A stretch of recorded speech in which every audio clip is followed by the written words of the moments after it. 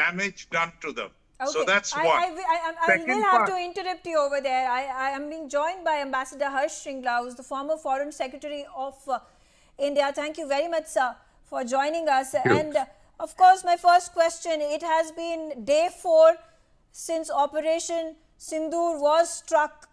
What is your assessment of the latest developments taking place?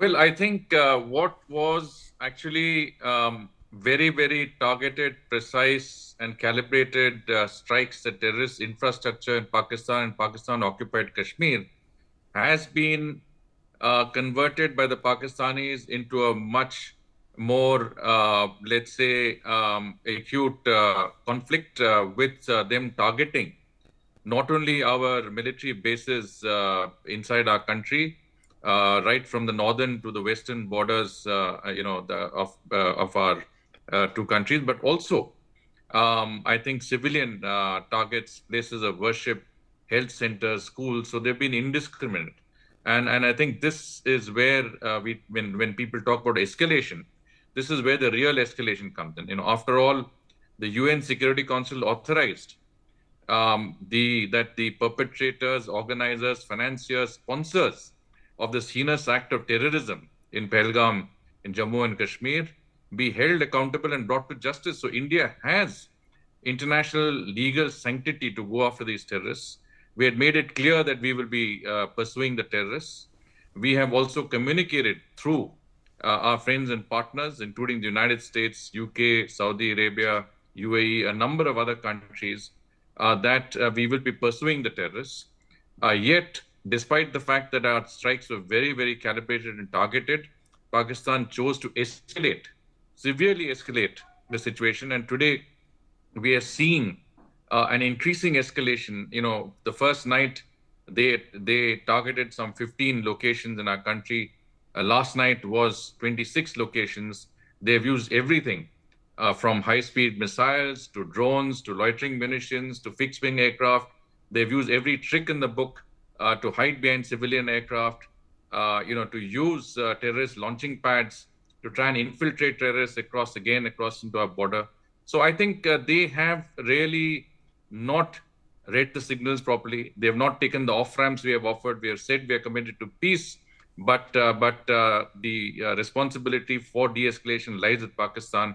They have instead intensified the ongoing situation. And I think there will be a heavy price to pay for their obduracy. And I would say the military leadership and those who take decisions in Pakistan have to know this for a fact, that by actually instigating this situation and taking the two countries, into this conflict situation, they have in many senses not, or rather brought great harm to their own country, and I'm sure this will certainly befall them as well. Ambassador Shringla, how do we tackle an enemy state that refuses to accept and acknowledge that the terrorist attack that happened on April 22nd were terrorists that were backed by the Pakistani establishment, that those terrorists have safe harbors in Pakistan? Yeah, I think we have made it quite clear, from anecdotal evidence, it is very clear that at least 2 of the 4 perpetrators were from Pakistan.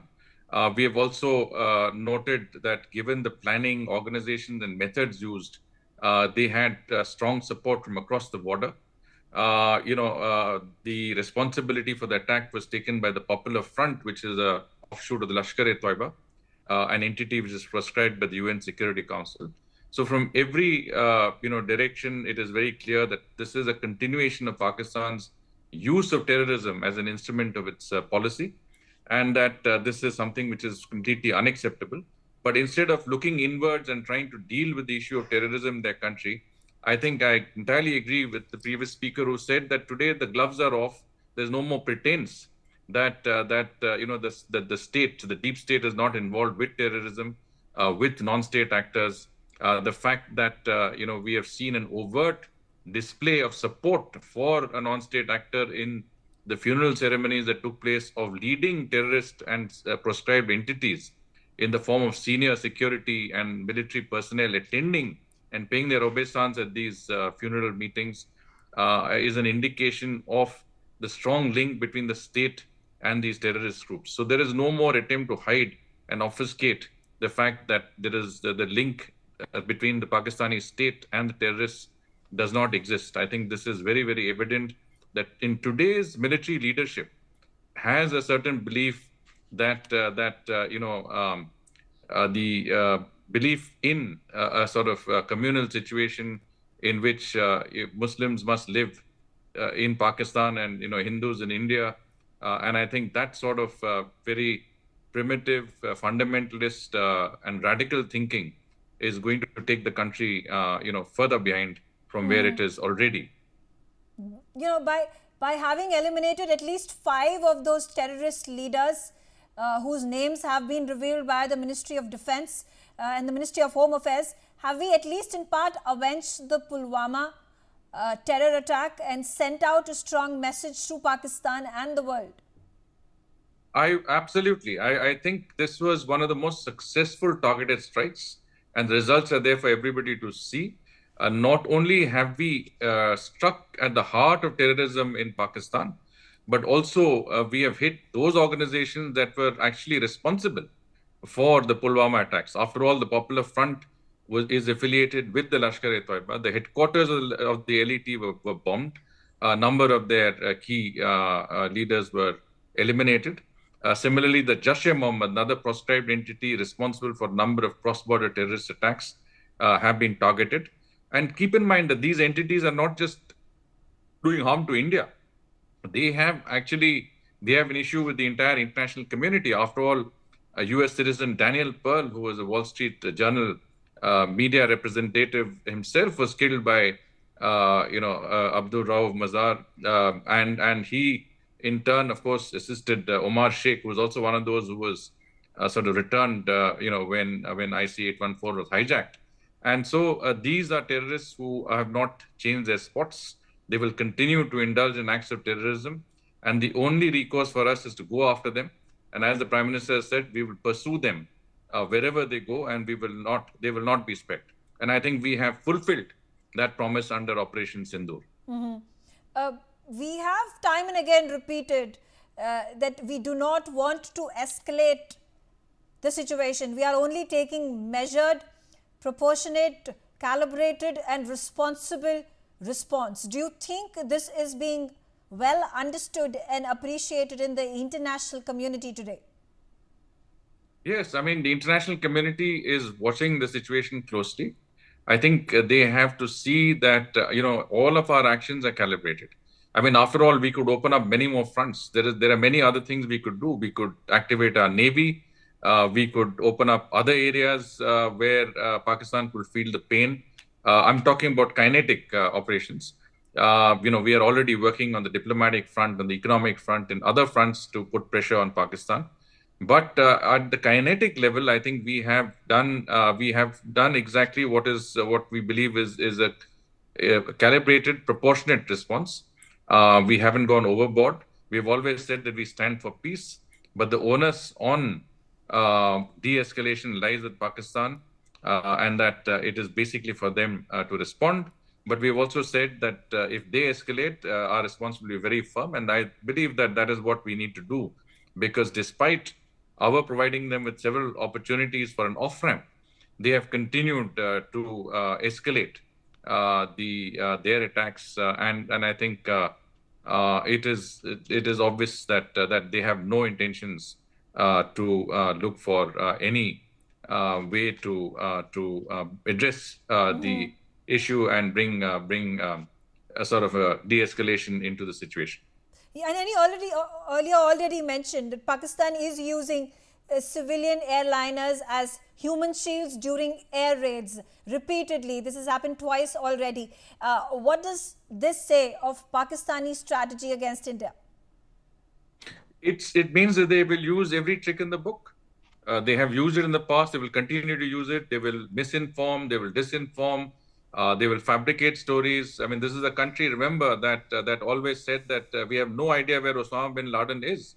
and he turned out to be right in the suburbs of Rawalpindi, in the military cantonment. So from a deep state and a nation that resorts to tactics of this nature, you can't expect anything different. We have to anticipate that they will try everything possible, and we have to neutralize whatever efforts they take, and we have to be ahead in the game, and we have to ensure that we are definitely thinking one step ahead of them at every stage. There are two gurdwaras that have been bombed. There are members of the Sikh community that have unfortunately been killed in these attacks by Pakistanis. Churches have been deliberately targeted, schools, medical centers. There has in fact been a Hindu temple that has also been targeted. And yet Pakistan claims that India is the aggressor and they are just retaliating and only targeting military establishments in installments. How should we better tell the truth to the world? Well, I think we need to come out and say what we have to say. I, for one, have been on a number of international channels, including the BBC, Al Jazeera, Sri Lankan channel Hiru. Essentially, the important point to make is that we have been very, very responsible in the way we've handled the situation. Pakistan has escalated it significantly, not only by attacking, as I said, civilians, but, as you mentioned, places of worship, schools, health clinics, and also, essentially by indiscriminate shelling across the border into civilian areas to cause maximum harm and damage to civilians. Right. Pakistan again up to its old tactics of making wild false claims, including having destroyed our air bases, having attacked Delhi, the power grids coming to a complete halt. How best do we handle this flood of disinformation coming from Pakistan every hour of the day for the last 2 weeks, ever since the terror attack happened on 22nd of April? So I think the authorities have very, very wisely, taken steps to prevent, the circulation of such misinformation efforts. There have been certain, regulations that have been put into place so that people don't get false information. It doesn't create any undue panic, and that objective information is being made available to our public on a very regular basis by a combined briefing by the armed forces and the Ministry of External Affairs. And I think it's important that we continue to go by authentic sources, but we need to work at the international level to make sure that they are informed and they don't go off the tangent into believing some of the misinformation that is being fed by Pakistani, interlocutors. What is the message that should go to the ordinary people of Pakistan? Because just a few moments ago, the Press Information Bureau came out and fact-checked this one video that is circulating of a chemical factory that was set on fire. This is in Rajasthan. This is many years ago, and it is using that video and actually spreading lies that this was a drone strike by Pakistan that hit one of the air bases in India. How do we inform the public of Pakistan that this disinformation campaign, where the media and the Pakistani establishment are working hand in glove, is something that they need to be wary of? Well, if you look at the state of the country, where large parts of the country have strong separatist movements, whether it is Khyber Pakhtunkhwa or it is Balochistan or even Pakistan occupied Kashmir, the rest of the country is reeling from the economic crisis that they're facing, and of course, democracy has seen a demise in the fact that most of the elected leaders are behind bars. They have their own problems, and I don't think the government enjoys too much credibility. One of the reasons possibly for the army chief and the armed forces to have undertaken this adventure, this misguided adventure, might be in order to try and rally support around them in the face of a common adversary, an external adversary, that is us. But I think credibility levels are so low that that there is not much credence that people give to much of what is said. I think we need to get our own story across. Perhaps directly we will be firewalled, but through international agencies, organizations, get the correct story. And essentially, people of Pakistan must know that their leadership is taking them down the garden path. Their leadership is taking them down to a path of ruin and I would say poverty and despair. They need to focus on their development, on their growth, the well-being of their people, as we are doing in India. But instead, they're being diverted into these misadventures. And I think this is something that has to be that message has to go down to the Pakistani public. They have the right to know that this is what is the game plan, and I think they really need to I think make their views felt against the way the leadership is really taking them on the edge of a precipice. Because as this escalates, I think this becomes more serious, and their own situation become more and more desperate, because the longer it goes, the more the resources the state matters, and India as a well managed economy, as a larger state with greater resources, can bring those to bear. And I think Pakistan will find that they have again gone on a misadventure. Whenever the army is in power, whether it's Kargil or whether it is any such other efforts, whether it is Operation Searchlight in 1971 in Dhaka, all of these efforts, I think, have taken them further and further into an abyss, and this is not going to be different this time. I think they need to learn a very severe lesson, and we need to, I think, deliver that to prevent, not only to prevent future acts of terrorism and cross-border issues that we face from Pakistan, but also for the people of Pakistan to know that enough is enough. Yes. Talking about the double standards that the International Monetary Fund has shown in granting $2.3 billion to Pakistan at times as crucial as this, how do you assess the justification made by the IMF yesterday? Well, I look at it this way, that this is part of an extended fund facility of $7 billion. So basically, certain tranches are released. So this is the release of one of the tranches.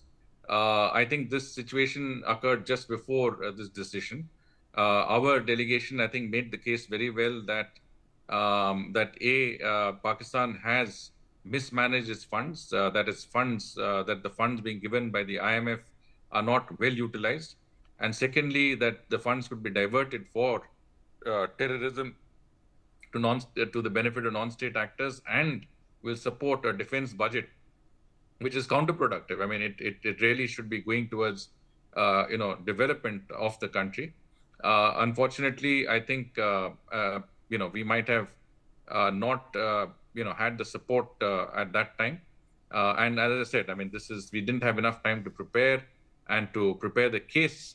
And this was essentially just a routine sort of ticking off of another tranche of support. And we also understand many countries made the case that, look, giving them an ability to bolster their economic situation is good for regional peace and stability, and that a desperate Pakistan might actually be worse than a Pakistan that has some wherewithal. I don't think we will agree with that point of view. I certainly don't. But some of the generous donors, at the global level have apparently projected it that way. Master Shringla, are you heartened by the response of the Indian citizens in the cities that are facing repeated air raids and shelling, red alerts that have been issued at such critical juncture at all times of the day and night? Well, I'm amazed at the resolute way that our country has withstood both the terrorist attack and the aftermath and the current situation. I think it is not just a whole of government approach; it's a whole of society and whole of nation approach that is the manner in which we are facing this. Those who are on the border areas have much more. I mean, they're more directly involved, and I think they have been very, very even more resolute in standing up to the challenges that they face. There have been so many civilians who've been killed in the Jammu, Aknoor, and other sectors. Yesterday in Firozpur, a family, sustained serious burn injuries. And I mean, obviously, great hardship in terms of closure of businesses, normal activity, and clearly people have taken it as a part of our national spirit and unity to fight what we see as a very, very unjust, sort of policy of terrorism and Pakistani aggression.